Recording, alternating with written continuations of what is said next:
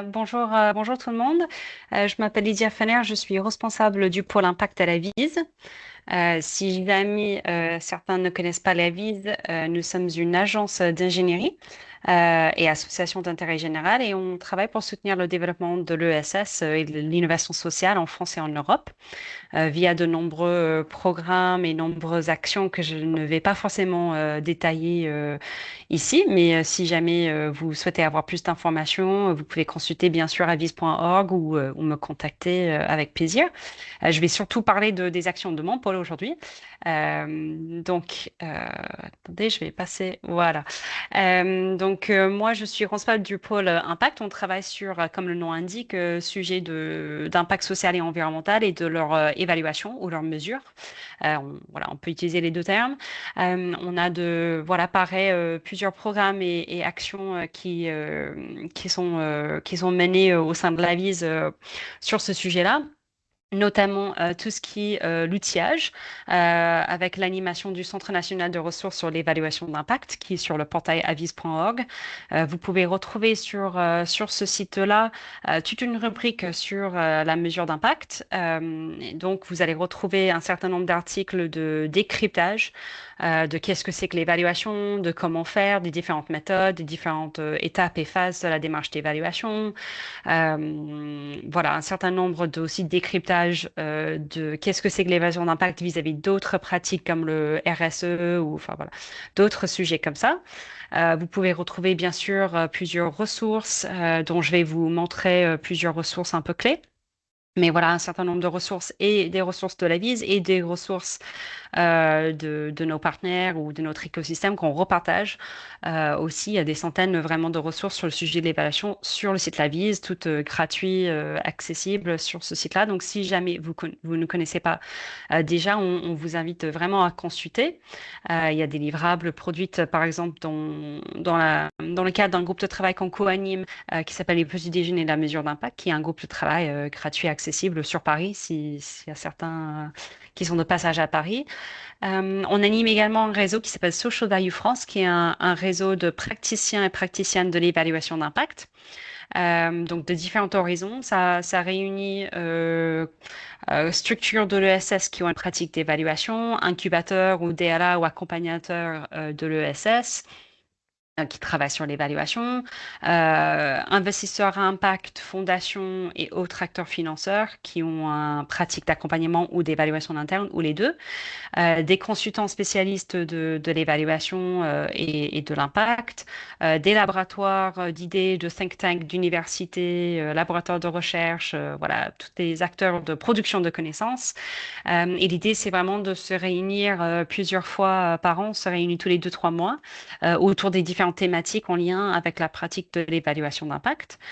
Donc, si ça peut intéresser à certaines de participer à ces échanges-là, vous pouvez me contacter. Ce serait avec plaisir de vous présenter plus en détail. Et on anime ce réseau depuis 10 ans maintenant, depuis 2015. Nous avons également un programme de formation à l'évaluation d'impact qui s'appelle Cap Impact, qui est un programme de formation des premiers pas à l'évaluation, qui est destiné aux accompagnateurs de l'ESS. Donc, l'idée est de renforcer l'offre d'accompagnement à la pratique de l'évaluation auprès d'accompagnateurs gratuits ou accessibles, en tout cas pour l'écosystème de l'ESS. Et en dernier, nous avons une activité donc, de financement, puisque nous sommes organisme intermédiaire du FSE+, du Fonds social européen plus. Et donc, nous lançons des appels à projets sur différentes thématiques et besoins, dont un qui est en lien avec l'évaluation d'impact, où on va cofinancer des projets de conception, développement, expérimentation des démarches d'évaluation d'impact social et environnemental pour les projets lauréats. Donc voilà, je n'en parle pas plus, mais si bien sûr vous souhaitez avoir plus d'informations, je peux partager mon email dans le chat plus tard. Donc, quelques ressources qui peuvent vous intéresser, ressources de la VIS que vous pouvez, que je vais peut-être vous orienter vers quelques ressources clés.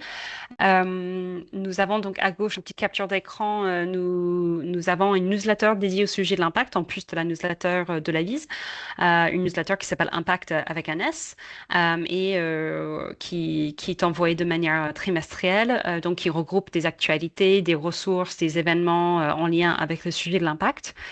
Donc, vous pouvez vous abonner directement sur le portail de la Vise.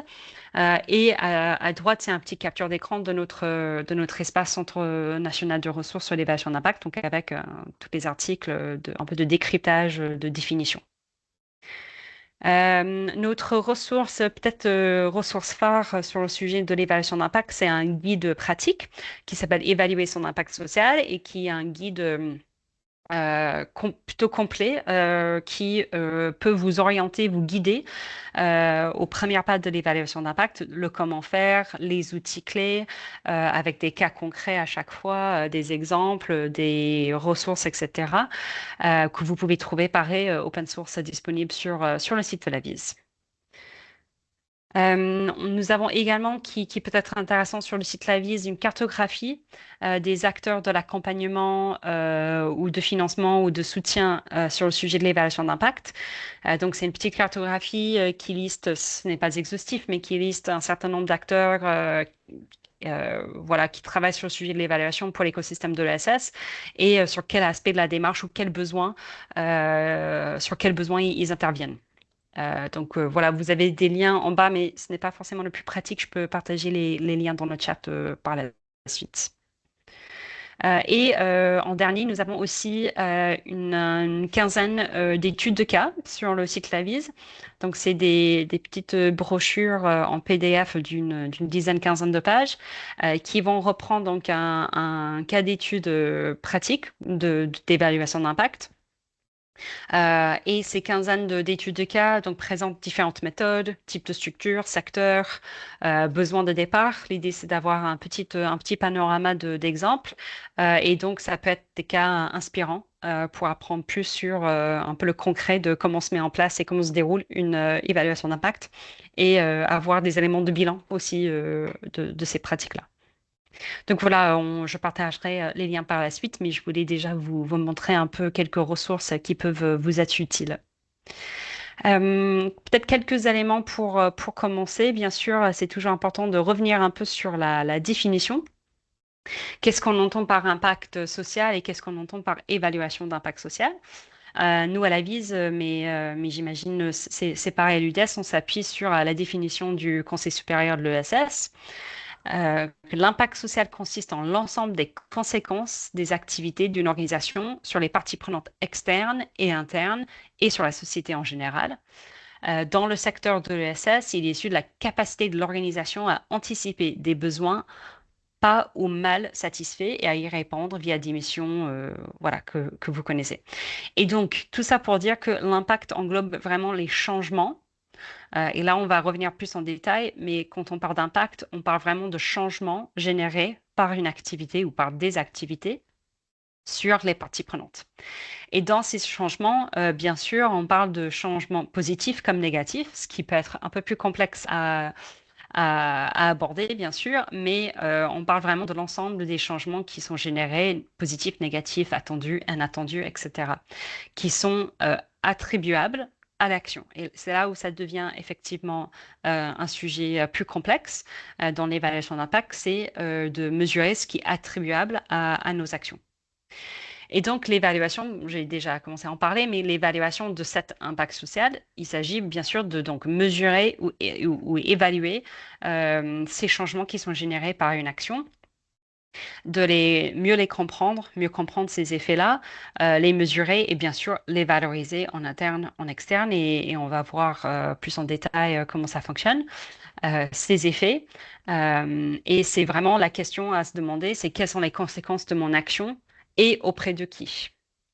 Et c'est peut-être évident, mais je peux dire quand même que la pratique de l'évaluation d'impact, bien sûr, dans le SS, a une importance historique très forte, puisque l'économie sociale et solidaire ne se définit pas uniquement par sa dimension économique ou par ses bénéfices, on va dire, économiques, mais aussi, bien sûr, par sa mission sociale. Et donc, il va de soi qu'il y a une pratique plus ou moins nécessaire et intéressante à mesurer quels sont ces effets-là sociaux et environnementaux qui sont générés. Voilà. Vous vous sentez à l'aise de m'arrêter si vous avez des questions, voilà. Si je vais trop vite, vous me dites. Donc, encore un petit élément de définition qui permet de peut-être mieux comprendre où se place l'impact un peu ou comment la définition peut-être plus relative de l'impact par rapport à d'autres aspects de son activité. On s'appuie sur la chaîne de valeur de l'impact à la vise, mais pas uniquement vraiment les acteurs, enfin tous les acteurs de l'écosystème utilisent plus ou moins cette même chaîne de valeur où on va distinguer effectivement entre ce qu'un programme ou un projet fait, c'est-à-dire les ressources humaines financières qui sont mobilisées, euh, les activités qui sont réalisées par un projet, un programme, une structure, etc. Et ce qu'on produit, c'est-à-dire les réalisations et les résultats et les changements ou la contribution du projet. Et c'est là où on va placer les impacts. Pour vous donner un exemple concret, lorsqu'on parle bon, de ressources, c'est peut-être plutôt clair. Lorsqu'on parle de ressources, c'est vraiment qu'est-ce qu'on mobilise pour réaliser nos activités. Les services, les formations, les accompagnements, les événements, etc. Ce qu'on produit, donc ça peut être donc en termes de réalisation, pardon. En termes de réalisation, ça peut être le nombre de formations menées, par exemple. Les résultats, ce serait donc combien de bénéficiaires ont été accompagnés, combien de personnes ont été formées, combien d'emplois ont été créés. Voilà, je donne des exemples un peu classiques. Et la contribution ou l'impact, ce serait quelles sont les conséquences générées par cette formation ou par ces emplois créés. Et donc là, c'est un point important puisque on peut souvent avoir confusion ou mélange entre résultats et impact. On peut souvent parler de notre impact alors qu'on parle plutôt de nos résultats. Ce n'est pas grave, il faut bien sûr avoir un suivi de ces résultats, de qu'est-ce qui en résulte de nos activités en termes de, par exemple, nombre de personnes formées ou accompagnées. Mais quand on parle d'impact, là, on va un peu plus loin et on va vraiment essayer de comprendre quel était l'effet ou le changement de ces actions-là. Qu'est-ce qui a été généré pour les parties prenantes, pour les bénéficiaires. Est-ce que jusqu'à présent, c'est clair, c'est OK pour tout le monde? OK, super. Donc j'avance. Maintenant qu'on sait qu'est-ce que c'est que l'évaluation d'impact, pourquoi on le fait, il est peut-être plutôt évident ou plutôt compris par l'écosystème de l'ESS, toutes les dimensions intéressantes de l'évaluation par rapport à la valorisation extérieure ou la communication. En revanche, bien sûr, il y a d'autres avantages et d'autres bénéfices de la pratique de l'évaluation qui peuvent être des bénéfices plus opérationnels et plus internes et bien sûr qui vont jusqu'à l'externe et tout ce qui est valorisation. Donc là, on a une petite liste, mais bien sûr, il y a beaucoup d'autres bénéfices et exemples qu'on pourrait citer. Mais de manière générale, euh, il faut juste, voilà, on va juste plutôt peut-être insister sur le fait que l'évaluation d'impact n'est pas uniquement une pratique de rendre compte de ses activités auprès de nos parties prenantes, notamment de nos partenaires financiers, mais vraiment, ça peut, ça génère un bénéfice assez stratégique aussi au pilotage du projet. Donc là, la pratique de l'évaluation permet déjà de mieux comprendre son écosystème, son environnement, mieux comprendre ses parties prenantes, mieux comprendre ses bénéficiaires et les effets de son action sur les bénéficiaires. Et c'est là où on peut notamment aussi parler de tout ce qui est impact inattendu. On peut bien sûr, on a notre mission sociale de notre projet, on a un impact attendu ou ciblé par notre structure, par nos projets, mais aussi il y a des impacts qui sont inattendus, qui ne sont pas forcément ciblés, et c'est très intéressant de comprendre quels sont ces effets-là, que ce soit négatif ou positif, pour mieux comprendre et mieux piloter son projet. Ça permet bien sûr d'apporter la preuve de la valeur sociale qui peut être un levier très intéressant avec nos partenaires, mais aussi en interne. Ça permet d'améliorer ses pratiques, donc ça rejoint l'idée de comprendre. Si on comprend mieux, on peut améliorer nos pratiques, on peut mieux cibler nos pratiques, renforcer ce qui fonctionne bien et revoir ce qui fonctionne moins bien. Ça peut bien sûr aussi identifier des signaux faibles qui permettent de trouver des nouvelles solutions ou des solutions innovantes. Ce qu'on on a déjà dit, ce qu'on peut-être on voit déjà, c'est que l'évaluation d'impact ou les résultats d'impact, bien sûr, servent à la communication et à alimenter une activité de plaidoyer auprès des partenaires ou d'autres parties prenantes. Ça peut permettre de pérenniser ces financements ou chercher de nouveaux financements. Ça, c'est bien sûr ça rejoigne la pratique de la communication. Ça peut être aussi peut-être quelque chose qui paraît moins évident et que c'est un retour très intéressant des structures qui pratiquent de l'évaluation d'impact. C'est le fait de s'en rendre compte de son impact et de mener une démarche, d'avoir des dialogues en interne. C'est aussi une manière de reconnaître et de valoriser le travail de ces équipes internes, de ces bénévoles, de donner du sens ou redonner du sens à leur métier, à leur pratique et donc de les motiver, d'instaurer des nouveaux dialogues autour de ce qui compte pour nos équipes et pour les bénéficiaires. Ça peut de manière similaire aussi, bien sûr, renforcer ces liens avec ses bénéficiaires, puisque en menant une démarche d'évaluation, on est souvent, enfin, on est toujours en dialogue avec ses bénéficiaires, puisque c'est auprès d'eux qu'on va souvent envoyer des questionnaires, mener des entretiens, etc. Et donc, cette pratique-là remet au centre du projet cette relation importante avec les bénéficiaires et permet de renforcer les dialogues, la compréhension de leurs besoins, de leurs expériences vécues. Maintenant qu'on s'est dit ça, peut-être plus concrètement, comment on organise une démarche d'évaluation d'impact? Euh, Souvent, une question qui se pose et qu'on nous pose aussi à la vie, c'est est-ce que j'internalise ma démarche d'évaluation ou est-ce que j'externalise ma démarche d'évaluation? On pratique dans la réalité, dans l'écosystème ESS, il y a souvent une combinaison d'internalisation et externalisation pour différents aspects ou différentes étapes de la démarche d'évaluation. Donc les deux sont complémentaires et peuvent être bien sûr mobilisés ensemble. En revanche, il y a aussi des structures qui préfèrent internaliser complètement une démarche ou externaliser plus ou moins complètement une démarche. En termes d'internaliser, donc internaliser, externaliser, c'est clair pour tout le monde. On parle de externaliser via un prestataire ou un accompagnateur externe, ou internaliser, créer un poste, dédier un poste en interne ou mobiliser une partie ETP sur la démarche. Les avantages de l'internalisation, c'est bien sûr, ça peut permettre de réduire les dépenses externes, enfin réduire les dépenses et notamment externes. Mais aussi, le fait de créer un poste en interne ou de mobiliser des équipes internes sur la démarche d'évaluation permet de peut-être mieux garder la compétence et une culture d'impact en interne. Et donc, qui peut faciliter la pérennisation de la démarche en interne et bien sûr développer cette culture un peu autour de l'impact en interne au long terme. Il y a un autre avantage, c'est de apporter tout ce qui est connaissance déjà des enjeux, du contexte, la stratégie du projet, puisqu'on mobilise des personnes externes qui ont déjà ces connaissances-là.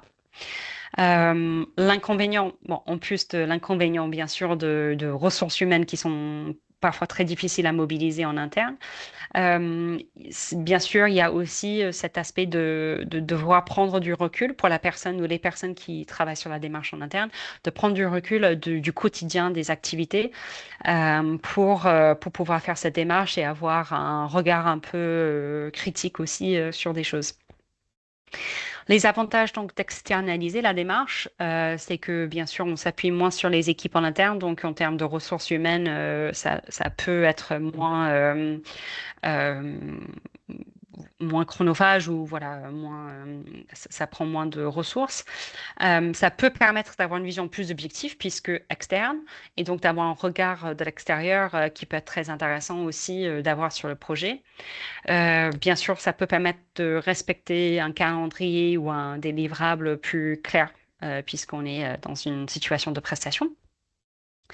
Ça peut, et ça dépend vraiment des cas et ça dépend vraiment des sujets et des populations, mais ça peut dans certains cas aussi permettre de libérer plus la parole puisque en situation, par exemple, d'entretien, on peut avoir des parties prenantes qui se sentent plus à l'aise à libérer la parole avec quelqu'un de l'extérieur qu'avec quelqu'un de l'intérieur, alors que ça peut être aussi l'inverse.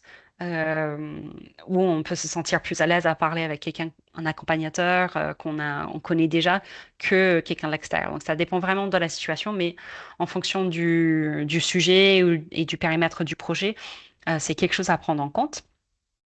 Et vis-à-vis de l'extérieur, c'est-à-dire vis-à-vis de ses partenaires ou autres parties prenantes, avoir recours à un évaluateur, évaluatrice externe peut rendre plus légitime l'évaluation, puisque souvent on peut entendre externe plus de méthodes rigoureuses ou voilà. Bien sûr, il y a un budget, ça représente un budget de plus qui est variable selon le type d'accompagnement et accompagnateur. Voilà, tout ça pour dire qu'en pratique, on mobilise souvent une combinaison. Même si on décide d'externaliser la démarche d'évaluation, on recommande toujours d'avoir quelqu'un en interne qui a un référent, une référente de la démarche d'évaluation, qui peut assurer la transversalité avec des autres aspects du projet, la transmission des informations et aussi, bien sûr, tout ce qui est opérationnel, suivi. Il y aura bien, quoi qu'il arrive, il y aura besoin d'avoir cette personne référente en interne. Euh, voilà. Sur la question internalisation et externalisation. Qui peut accompagner ces types de démarches? Donc, je vous invite à consulter donc, la cartographie sur le site de l'AVIS que je vous ai présenté juste avant. En termes d'accompagnement un peu plus accessible, vous pouvez bien sûr, comme sur d'autres sujets, faire référence au DLA. Il y a certains DLA qui sont formés par notre programme de formation à l'évaluation d'impact et en tout cas, ils ont aussi accès, bien sûr, à des ressources sur le sujet. Et ces accompagnateurs-là, puisqu'ils accompagnent sur d'autres aspects du projet, le modèle économique, la stratégie, etc., c'est intéressant puisqu'ils ont aussi une vue d'ensemble aussi du projet. Et ça peut être intéressant aussi sur l'évaluation.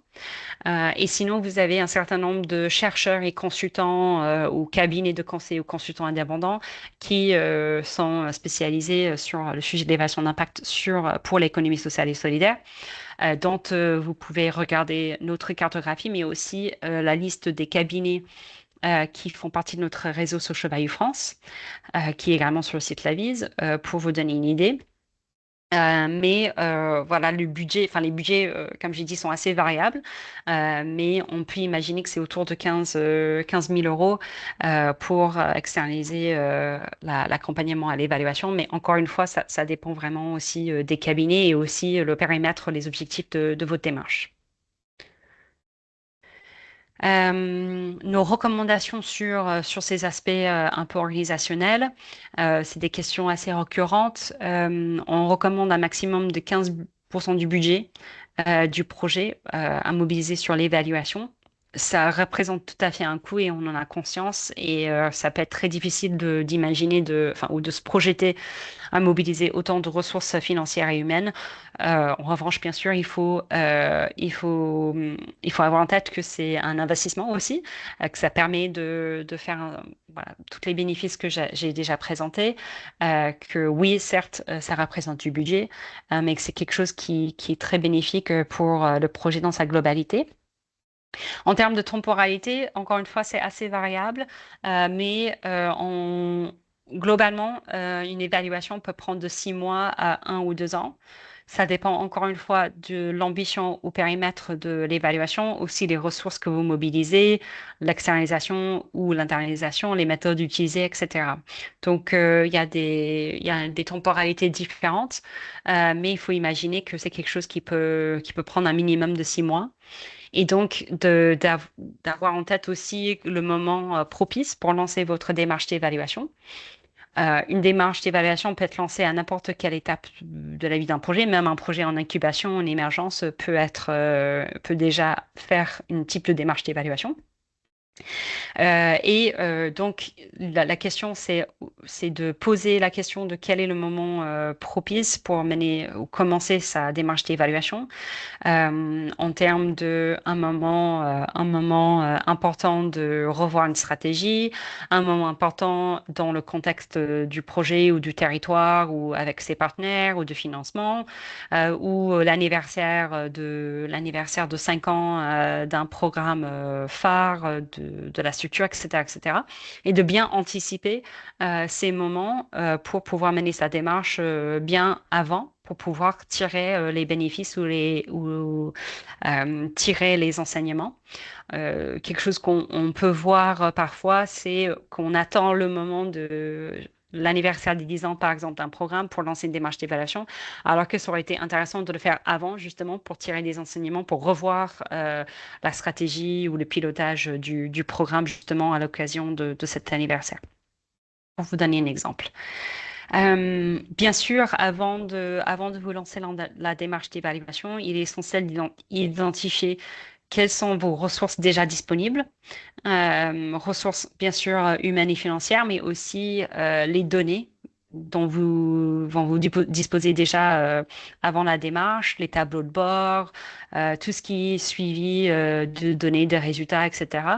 De faire un inventaire un peu de ces ressources et de ces données dont vous disposez déjà. Même dans le cas de figure où vous externalisez une démarche d'évaluation, l'accompagnateur ou accompagnatrice va vous demander aussi de faire ça. Et donc, c'est important de faire cet inventaire. Il est essentiel de partir de l'existant, de ne pas réinventer la roue à chaque fois qu'on fait une évaluation, mais vraiment de partir de l'existant, c'est-à-dire en interne, ce que vous disposez déjà, mais aussi dans votre secteur, par des structures ou des projets similaires. Voilà, de s'inspirer aussi ou s'inspirer des référentiels, et ça, mais là, va en parler. Mais voilà, de vraiment partir de l'existant et de l'inspiration, de dialoguer avec des structures similaires ou des partenaires, etc. Savoir comment chacune a fait ses pratiques d'évaluation d'impact. L'idée, ce n'est pas de partir de zéro. Maintenant, plus sur le comment faire l'évaluation aussi. Une fois qu'on a un peu organisé la partie opérationnelle ou ressources de sa démarche, on rentre plus dans la mise en œuvre. L'évaluation d'impact que ce soit, enfin, peut être, comme j'ai dit, motivé par des enjeux divers ou des objectifs divers, lancé à des moments différents du projet. Ça peut bien sûr mobiliser des méthodologies ou des outils différents.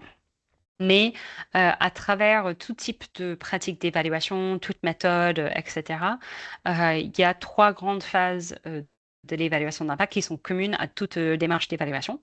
Donc, je vais présenter ces trois étapes-là et en quoi ils consistent dans les grandes lignes, en sachant bien sûr que tout est fortement contextualisé en fonction de chaque projet, chaque démarche d'évaluation. Mais on retrouve toujours ces trois grands moments. La première étape ou phase de la démarche d'évaluation, c'est ce qu'on appelle à la vise la promesse, mais que d'autres acteurs peuvent appeler le cadrage ou la préparation de la démarche d'évaluation. C'est là où on va on va faire le design un peu de l'évaluation, on va définir l'enjeu de l'évaluation, et faire un certain nombre d'outils que je vais vous présenter par la suite. Donc, je rentre pas en détail à ce moment-là. Mais ce que je peux vous dire, c'est que souvent, on peut avoir tendance à vouloir aller direct à la phase 2, c'est-à-dire aller direct à la question d'indicateurs, d'outils de collecte, de données, etc. C'est normal, et puis c'est aussi un peu la représentation qu'on a de l'évaluation. Mais quelque chose sur lequel on insiste à la VISE, il est très, très, très important de bien prendre le temps de faire la phase de promesse, de design, de cadrage, préparation, ce qu'on veut l'appeler. Ça, c'est vraiment la phase la plus impactante et conséquentielle pour la démarche d'évaluation. Prendre le temps de bien faire le cadrage de la démarche, de bien fixer ses objectifs, de bien échanger sur les enjeux stratégiques ou autres de sa démarche, de bien poser l'ensemble des éléments que je vais vous expliquer par la suite, c'est vraiment essentiel pour le bon déroulement de son évaluation. à la fois en termes du fait que ça va faciliter le choix de méthodes, d'indicateurs, de tout ce qui est plus technique autour de la mesure. Ça va aller beaucoup plus simplement et naturellement si vous avez bien fait ce temps de cadrage.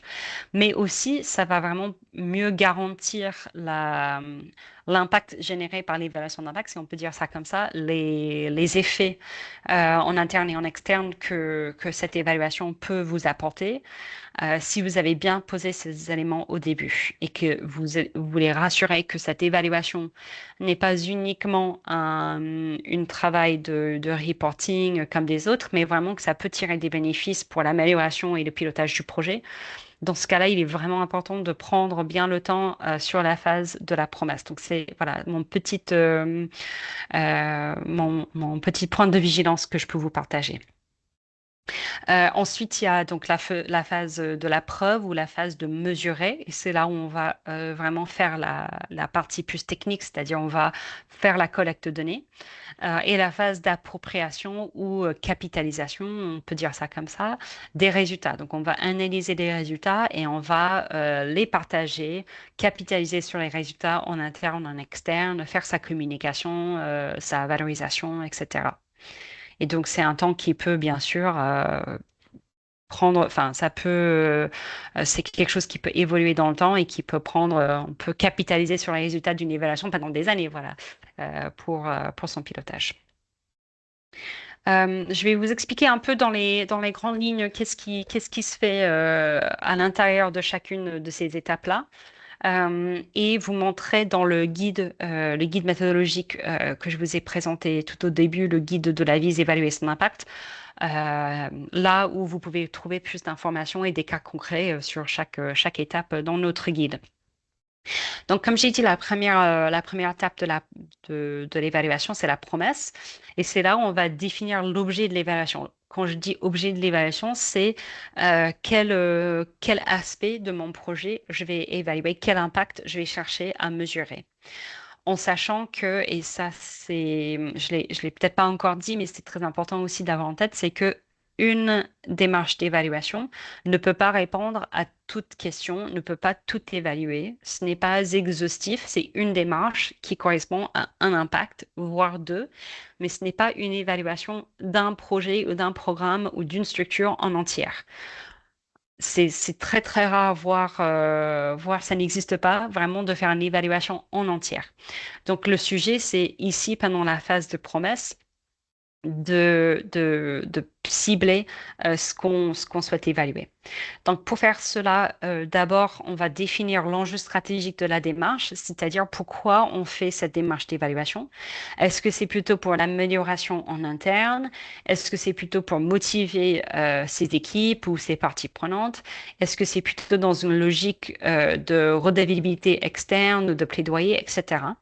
Et sur ça, on a une boussole qu'on vous propose dans les guides qui vous permet de cibler un peu ces enjeux stratégiques. Et c'est bien sûr l'objet des dialogues et des discussions très intéressantes et fructueuses à avoir en interne et avec vos partenaires en amont de la démarche d'évaluation. Pourquoi on fait cette évaluation? On peut bien sûr avoir plusieurs objectifs en même temps. Euh, Peut-être on souhaite améliorer son projet, mais aussi pouvoir alimenter un plaidoyer. L'idée, c'est plutôt de cibler quel est l'enjeu prioritaire en ce moment et s'aligner en interne et peut-être en externe, mais s'aligner sur cet enjeu-là. Et donc, ça permet aussi, bien sûr, d'aligner les choses en interne et ce qui est très utile. Ensuite, on va réaliser ce qu'on appelle une cartographie des impacts. Et là, c'est un outil, pareil, dans le guide, vous avez un exemple de l'outil et on vous explique comment faire. Mais c'est un outil où on va cartographier, on va lister tous les effets attendus de nos actions, de notre projet, tous les impacts recherchés en court terme, en moyen terme, en long terme. On va les catégoriser, on va voir s'il y a des catégories d'impacts qui émergent. Et après, on va choisir sur cette cartographie, on va choisir l'impact prioritaire pour cette démarche d'évaluation, puisque comme j'ai dit, toute évaluation ne peut pas correspondre à tout impact. Et donc là, on va cibler quel est le plus prioritaire en fonction de cet enjeu stratégique qu'on va viser pour cette évaluation d'impact. Et à partir de cet impact ciblé, on va pouvoir formuler ce qu'on appelle une question évaluative. Et c'est la question à laquelle votre démarche d'évaluation va chercher à répondre. Donc, c'est la question qui va être le fil rouge que vous suivez dans les prochaines phases de, par exemple, décliner les indicateurs et choisir les méthodes. C'est la question qui va guider la suite de la démarche d'évaluation. Donc, comme j'ai dit, dans le guide, vous pouvez trouver plus de détails, d'explications et d'exemples sur tous ces outils-là et ces étapes de la phase promesse.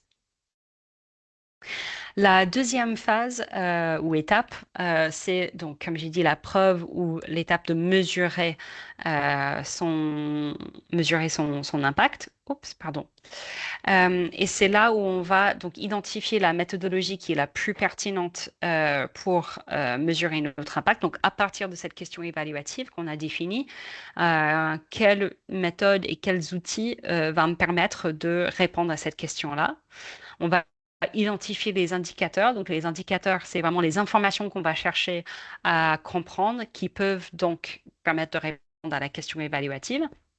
Et on va décliner pour chaque indicateur via quel outil de collecte de données je vais collecter cette information-là.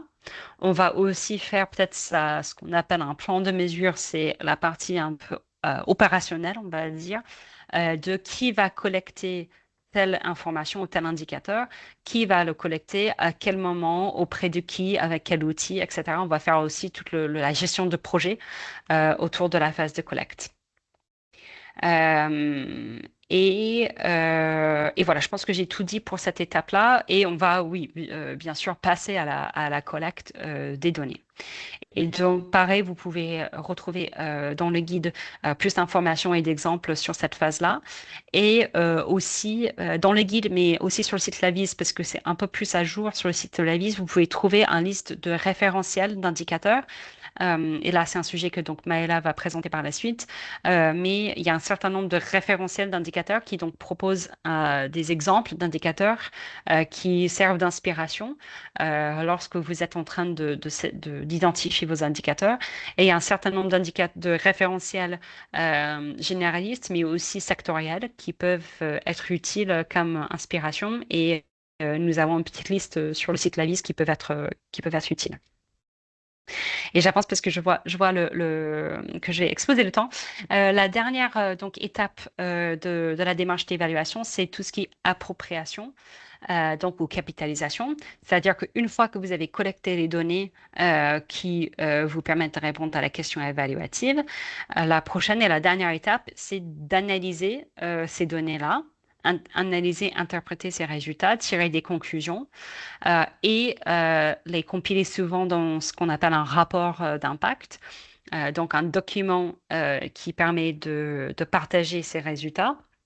Ça peut être un document qui est uniquement utilisé en interne ou en externe, où il peut y avoir deux documents différents, etc. Là, vous pouvez trouver pareil sur le site Lavis des exemples de rapports d'évaluation. Et au-delà de la communication des résultats, c'est aussi de prendre du recul et d'avoir des échanges en interne et avec nos partenaires de qu'est-ce qu'on tire comme enseignement de ces résultats, comment on peut s'appuyer sur ces résultats d'impact pour mieux piloter, pour améliorer ces projets, est-ce qu'il y a des choses à faire évoluer, à adapter, à changer et mettre en place un plan aussi de communication et de valorisation avec ses équipes en interne, avec ses bénéficiaires, avec ses partenaires. Il y a peut-être des informations différentes qu'on va partager avec chaque partie prenante en fonction de ce qu'on souhaite faire avec ces résultats-là. Pareil, vous pouvez trouver plus d'informations dans le guide, dans le guide d'évaluation d'impact et sur le site de l'AVIS. Mais voilà, c'est vraiment le moment où on va prendre du recul et se dire est-ce que j'ai déjà atteint mon impact ciblé, de quelle mesure, quels sont les moyens, est-ce que les moyens que je déploie pour atteindre ces impacts sont suffisants, etc. Et vous pouvez donc vraiment tirer des enseignements pour l'amélioration des projets. Et cette étape-là, comme j'ai dit, ça peut bien sûr ça peut prendre du temps, c'est-à-dire que ça peut être quelque chose où vous avez communication initiale autour des résultats de l'impact et puis aussi avoir d'autres moments où vous allez retourner à ces résultats pour revoir le pilotage, etc. Et puis, bien sûr, quelque chose que je n'ai pas dit, comme j'ai dit que toute évaluation ne peut pas correspondre à tout impact ou ne peut pas tout évaluer. C'est dans ce moment d'appropriation des résultats où on peut se projeter dans le futur et dire, OK, maintenant qu'on a ces résultats et ces informations, qu'est-ce qui peut être une prochaine évaluation à faire? Est-ce qu'il y a d'autres impacts qu'on veut regarder ou est-ce qu'il y a des éléments dans notre première évaluation qu'on a besoin de creuser avec une évaluation plus détaillée ou plus longue, ou etc. C'est là où on peut aussi réfléchir à la suite de nos démarches d'évaluation.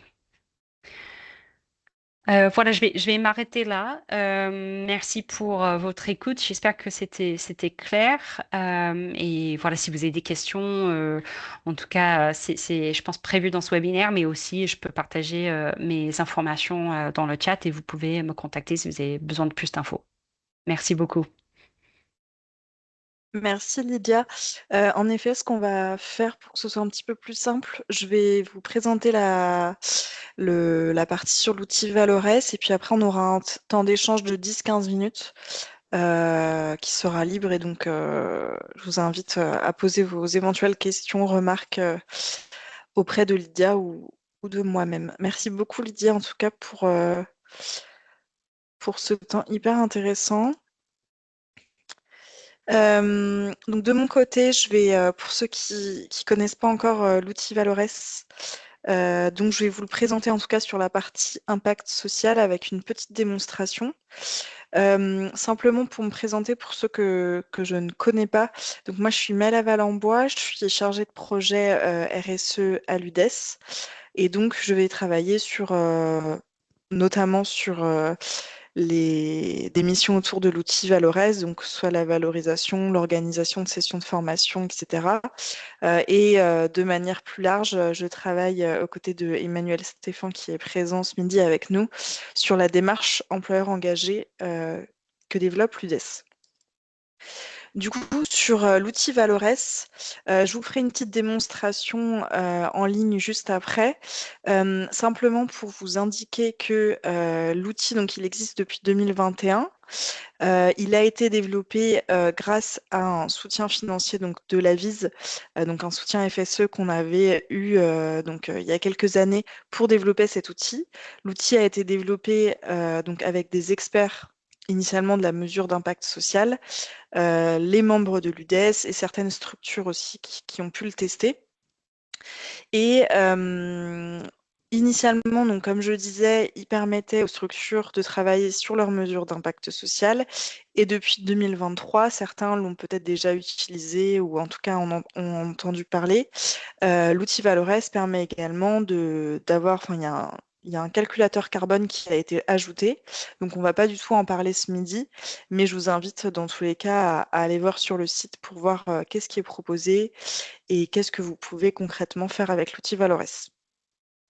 La première brique de l'outil Valores va permettre aux structures de travailler sur valoriser sa raison d'être. Donc, c'est-à-dire qu'il y a un questionnaire, un autodiagnostic de 56 indicateurs de gestion, un autodiagnostic qui va vous permettre de répondre aux questions relatives aux thématiques identifiées sur la slide. Donc ça va passer donc sur la fiche identité. Donc là, ça va être les questions un peu génériques de votre structure.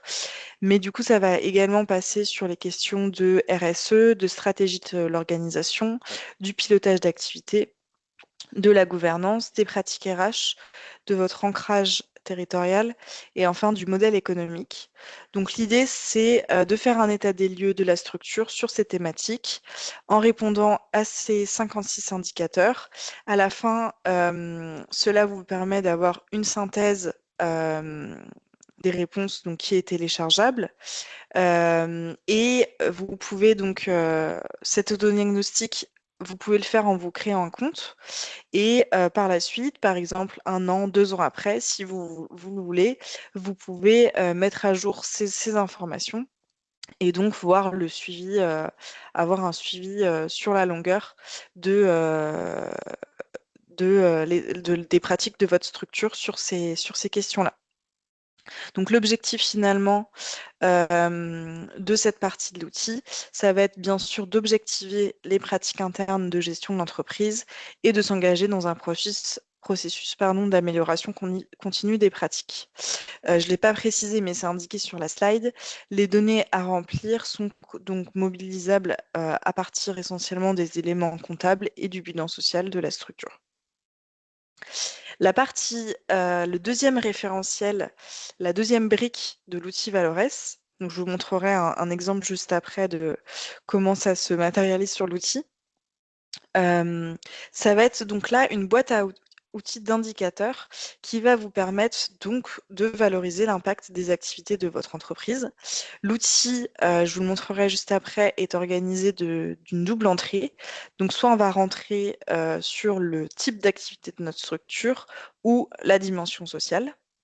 L'objectif, vraiment, donc, je vous montrerai un exemple, mais il y a plein d'indicateurs en fait qui sont proposés et qui vont. L'idée en fait, c'est de piocher les indicateurs qui vous intéressent et qui vous permettent finalement de mesurer au mieux l'activité de votre structure, enfin l'impact de votre secteur. L'idée, c'est il y a plusieurs propositions et vous pouvez finalement affiner les indicateurs vis-à-vis des différentes situations qui vous concernent. Sur la slide d'après, je vous parlerai également, il y a des recommandations méthodologiques qui sont proposées directement à travers l'outil et on met en avant des ressources. Donc il y a plein de ressources que Lydia a évoquées juste avant et donc on peut remettre certains liens directement sur Valores.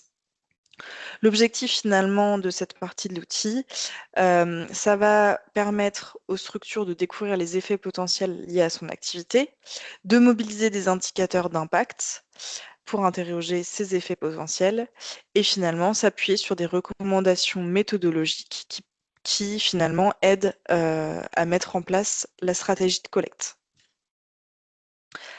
Donc, sur les étapes finalement au niveau de la démarche d'évaluation d'impact, l'outil Valores va donc intervenir sur cette partie du choix des outils d'évaluation et va intervenir également sur la collecte des données. Mais l'outil ne va pas vous permettre, par exemple, de déterminer les questions d'évaluation et des parties prenantes, de modéliser les activités ou encore d'analyser les données. Donc finalement, c'est pour ça que c'est aussi complémentaire de ce que disait Lydia juste avant. Si vous voulez de votre côté totalement internaliser votre pratique d'évaluation, l'idée c'est aussi de pouvoir utiliser des ressources comme par exemple le guide développé par Lavis qui est hyper bien fait étape par étape. Mais voilà, l'outil Valores ne va pas pouvoir tout traiter, en tout cas aujourd'hui. L'outil ne vous permet pas de tout traiter, mais en tout cas, il va être vraiment, il va participer plutôt au côté opérationnel de l'évaluation sur notamment le choix des indicateurs pour mesurer votre impact social. Comme je le disais juste avant, il y a un espace de ressources qui est présenté sur l'outil. On a créé une vidéo de présentation générale de l'outil. Certaines définitions et concepts sont indiqués sur l'outil Valores. On a donc mis en perspective et en lien des ressources, donc que ce soit des ressources de la VIS, mais également des offres d'accompagnement développées par les syndicats employeurs membres de l'UDES. Et enfin, on a développé un guide et notamment un guide d'utilisation de l'outil sur cette partie-là. Et donc, ça vous permet finalement d'utiliser l'outil Valores pas à pas avec ce guide. Je vous mettrai le lien juste après dans le chat et puis peut-être que je vous le renverrai dans le mail après notre temps d'échange de ce midi. Pour vous mettre en lien finalement le guide qui vous permet d'être accompagné pas à pas pour utiliser l'outil Valores et mettre en place votre démarche d'évaluation. Donc avant que je vous laisse la parole, je voulais juste vous montrer rapidement l'interface de Valores.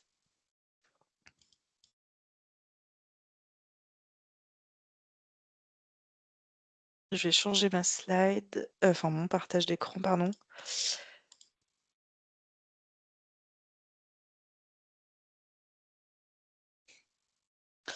Voilà, donc pour ceux qui ne connaissent pas encore l'outil Valores, donc voilà, donc il est accessible en ligne. Je crois que j'ai déjà dit, mais il est totalement gratuit. Comme je vous le disais tout à l'heure, on a développé depuis le 2023 la partie empreinte carbone que je ne vous ai pas du tout évoquée ce midi, mais en tout cas, elle est accessible ici. Et donc moi, je vous ai présenté ces deux premières briques, valoriser votre raison d'être et mesurer votre impact social. Donc comme je le disais, valoriser votre raison d'être, donc c'est un questionnaire finalement à remplir. Et donc là, on retrouve les informations à remplir dans cet autodiagnostic, pardon. À chaque fois, dans chaque rubrique, il y a une partie avant de vous lancer, les conseils pratiques et les conseils d'évaluation. Donc finalement, l'idée, c'est de vous guider au fur et à mesure. Et si on prend la partie mesurer votre impact social, donc finalement avec cette référentiel d'indicateurs, on découvre les indicateurs. Donc si par exemple, on est une structure travaillant dans la santé, on va pouvoir avoir finalement toute une proposition d'indicateurs différentes sur là, par exemple, sur l'observance thérapeutique, sur les diagnostics précoces. Et si on prend l'approche plutôt sectorielle, là, on voit toute une proposition d'indicateurs, par exemple sur la question sur le secteur formation, éducation, sensibilisation. On vous propose des indicateurs d'impact que vous pouvez mobiliser pour mesurer votre impact social, l'impact de votre structure. Donc, par exemple, le pourcentage d'individus qui ont développé des connaissances techniques grâce à l'activité déployée, le pourcentage d'individus qui sont plus engagés grâce à l'activité, etc. À chaque fois, il y a des rubriques pour aller plus loin, avec finalement des propositions d'indicateurs, enfin pas d'indicateurs précisément, mais finalement quelles thématiques vous pouvez également mesurer. Et comme je vous l'évoquais juste avant, on a développé du coup le guide Valores sur la partie mesure d'impact social. Et donc, je ne vais pas aller dans le détail, mais il y a toute une question sur, on revient sur les concepts, les définitions, avant de vous lancer, les conditions d'utilisation des indicateurs, la présentation de chaque indicateur, exploiter au mieux les indicateurs d'impact, les recommandations, et enfin, la liste des indicateurs. Donc, on voit quand même un guide qui vous permet finalement d'être guidé pas à pas et de pas forcément, enfin, finalement, d'être aidé dans l'utilisation de l'outil. Donc, je vous propose, il nous reste 15 minutes, je vous propose de vous laisser la parole. Si vous avez des questions, n'hésitez pas à les poser soit à Lydia, soit à moi directement sur l'outil Valores. Dans tous les cas, on vous enverra les slides présentés ce midi pour tous les participants. Et puis si vous n'avez pas forcément de questions, mais que par contre ce sont des thématiques qui vous intéressent de votre côté ou que vous avez déjà mené une démarche, enfin voilà, si vous êtes en réflexion ou si vous êtes déjà en action sur ce volet-là, n'hésitez pas aussi à partager votre expérience. C'est toujours intéressant d'avoir des retours d'expérience.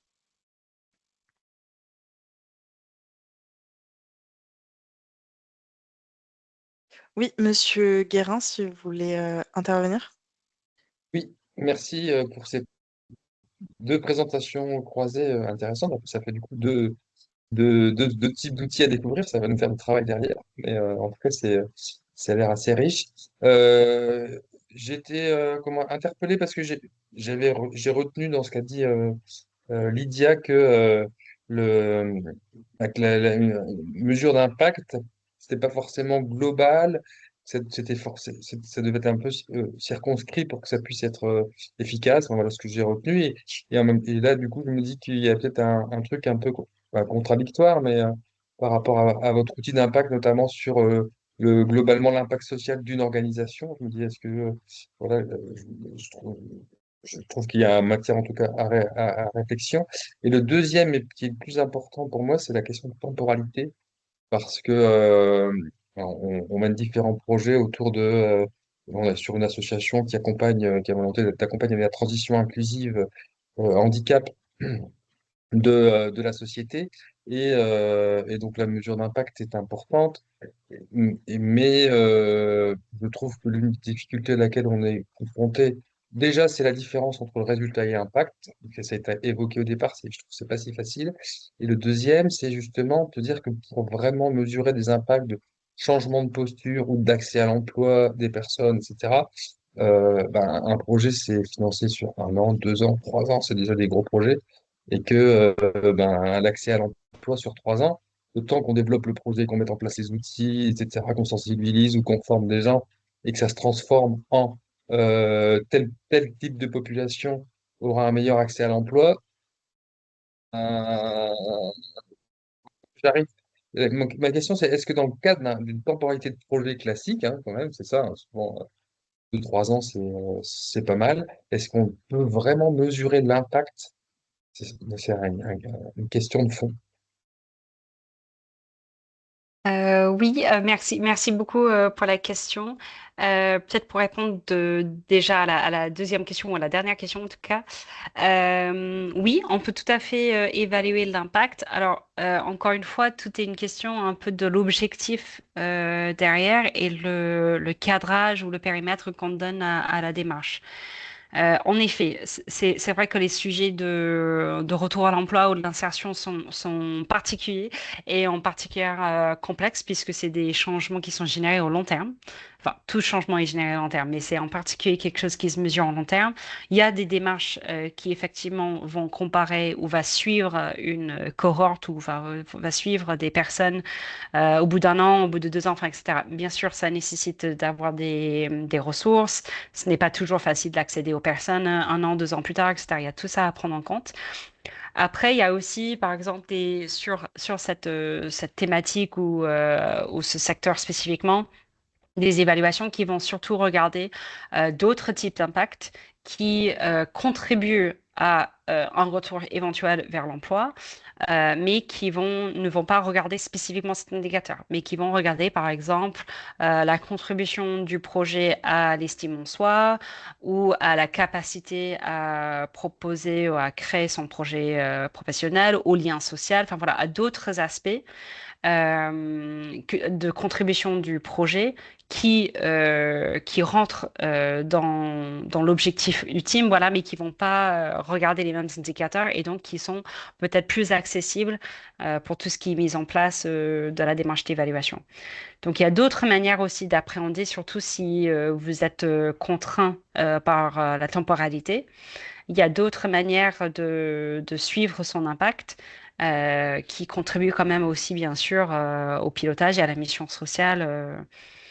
Je ne sais pas si j'ai répondu à votre question. Voilà, c'est Oui, oui, complexe. oui, oui, oui. Et en parallèle, parce que du coup, derrière, on est donc sur parmi nos leviers d'action, il y a la formation. Et donc là, la formation, il y a tout un enjeu d'évaluation de la formation entre, ben, si je reprends juste hein, l'échelle de Kirkpatrick, entre ben, déjà, est-ce que les gens ont compris, retenu, et voilà, mais est-ce qu'ils ont transformé? Est-ce que ça va transformer Hmm, leur manière de faire? Et est-ce que, du coup, dans leur métier, ben, ça va avoir un impact sur l'activité qu'ils mènent. Et donc là, c'est pareil, en termes de temporalité, ouais, hmm, c'est quand même difficile de... Donc le premier critère, ça va être déjà, nous, on construit des outils qui sont dédiés qui permettent de former certaines secteurs de former les gens. On veut dire, ben, le nombre de personnes formées, pour moi, alors du coup, est-ce que c'est un résultat? Est-ce que c'est un premier impact? Voilà. hmm. Alors, techniquement, c'est un résultat, mais en revanche, ça ne veut pas dire que c'est inintéressant ou que ce n'est pas utile. Les résultats sont importants à suivre et bien sûr, vaut mieux avoir un suivi rigoureux des résultats que rien.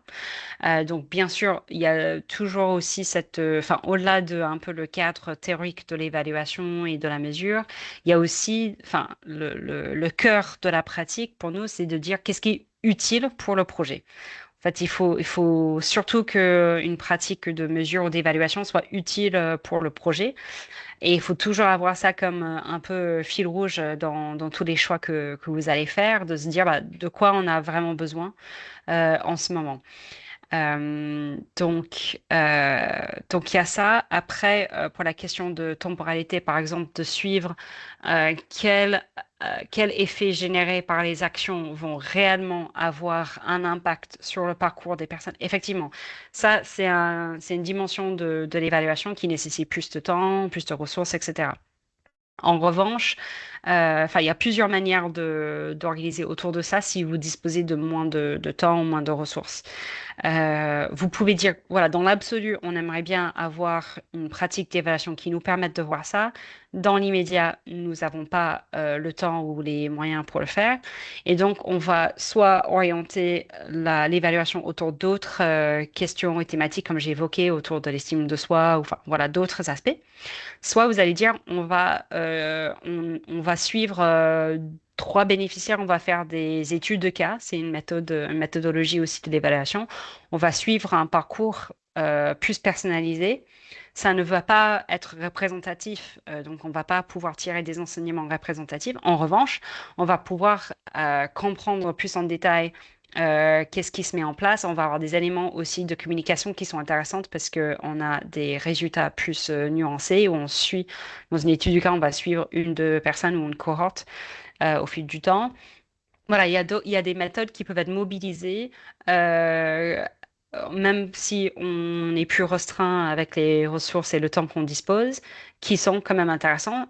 Encore une fois, la question, c'est qu'est-ce qui est le plus utile pour le projet? Si c'est le plus utile de comprendre vraiment les mécanismes qui se mettent en place, qui permettent à ces personnes de réaliser un projet professionnel, bah, ça peut être intéressant de faire un cas d'étude. Enfin, voilà, c'est vraiment à chaque fois la question, c'est qu'est-ce qui est le plus utile et comment j'ajuste en fonction du contexte du projet plus global.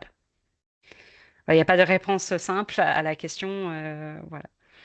Non, non, merci en tout cas, merci beaucoup. Merci. Ça, mais c'est intéressant. En tout cas, c'est vrai que cette alternative aussi dans une entrée plus qualitative et de suivi sur deux, trois Mm. sujets ou deux, trois personnes pour voir comment ils ont pu transformer. Très bien. Merci beaucoup.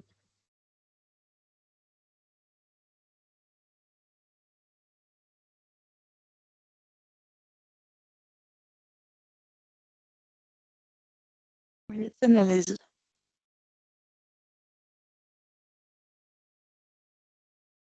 Oui, est-ce que je peux intervenir? Est-ce que vous m'entendez? Oui, Ah, super. Merci pour votre webinaire. Pour moi, c'est un retour, puisqu'il y a quelque temps, effectivement, que la grande notion de l'évaluation voilà, était mon quotidien. De manière pratico-pratique, via l'UDES, via Avise, on a parlé, enfin, vous avez évoqué un certain nombre de ressources. Est-ce que vous- comment dire ça, est-ce que vous organisez aussi des formations pour des gens comme moi qui ont besoin de découvrir le panorama de l'évaluation et la question d'impact social? Est-ce que ce sont des actions qui sont déjà menées par l'UDES et est-ce que éventuellement ce sont déjà des actions qui sont portées, financées, cofinancées par notre OPCO, en particulier Uniformation? Voilà.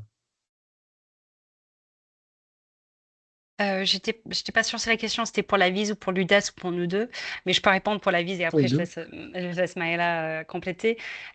Donc pour l'instant, le programme de formation de la vise pour l'évaluation, c'est vraiment pour nos accompagnateurs.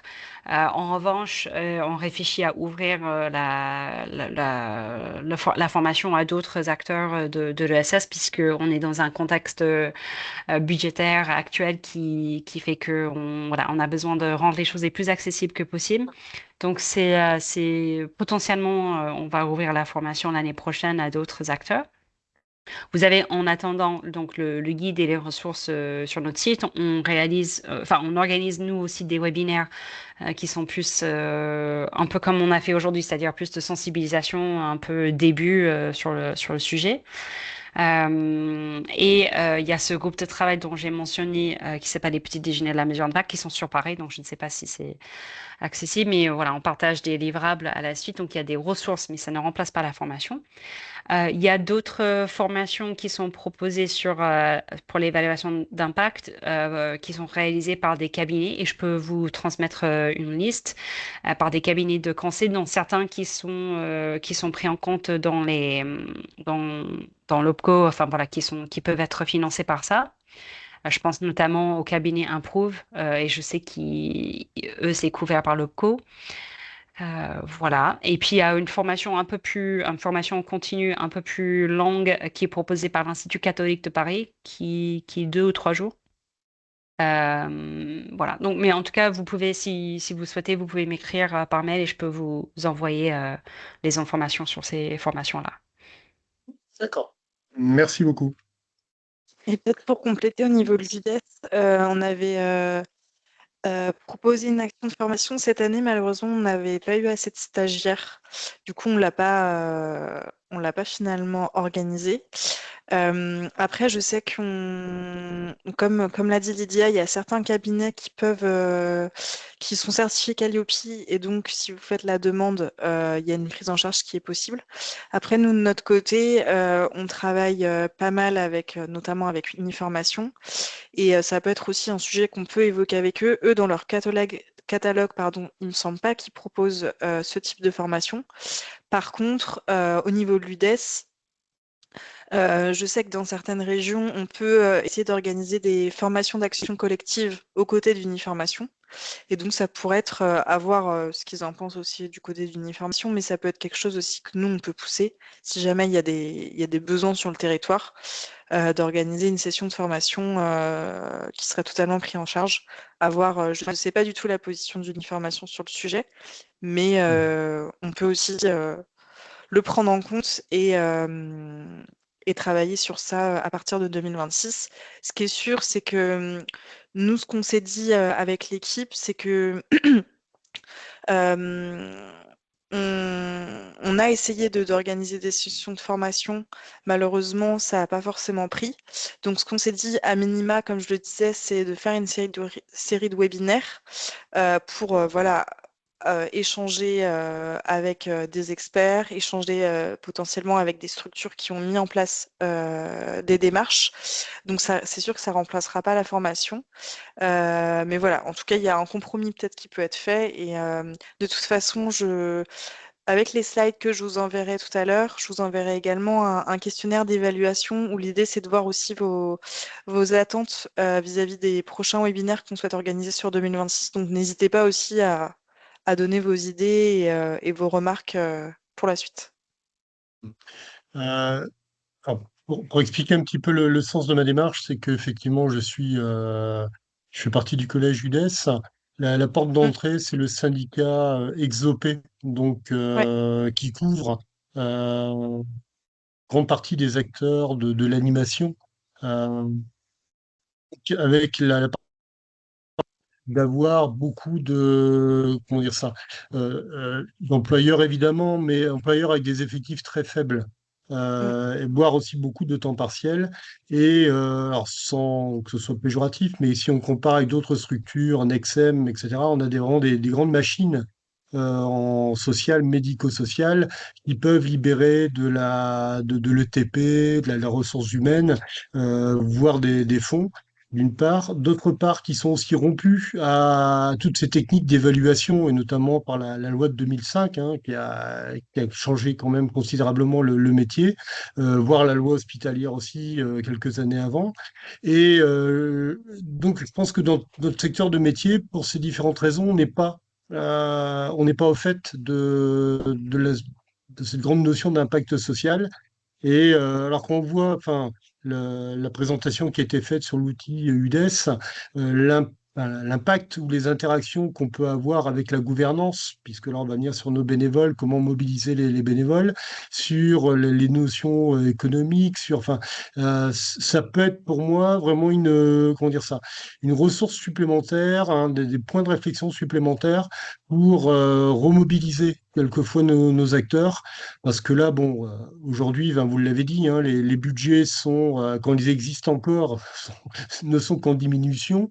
On est vraiment attaché au quotidien à la dimension économique, mais je pense que si on n'a pas les moyens de prendre un petit peu de hauteur, de remobiliser les parties prenantes, hein, des projets, ben alors, c'est déjà le cas pour beaucoup d'entre nous, on est dans l'essoufflement, quoi, dans l'usure.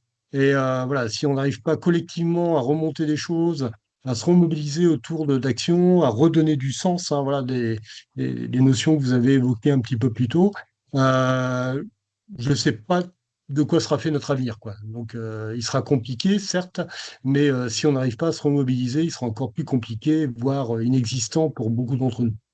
Voilà. Donc, je pense que, voilà, ça pour dire qu'il y a peut-être, mais je suis prêt à le faire aussi, hein, à relayer des choses au niveau d'Exopé, peut-être au niveau régional, et comprendre aussi peut-être alors, je vais pas dire le manque d'intérêt, mais qu'est-ce qui fait que, par exemple, quand l'UDES fait des formations, bah, voilà, vous n'avez pas assez de stagiaires et donc la Mm. formation ne peut pas avoir lieu. Voilà, peut-être essayer de refaire le lien entre l'action et la formation. Mm. Non, carrément. Ok, très bien.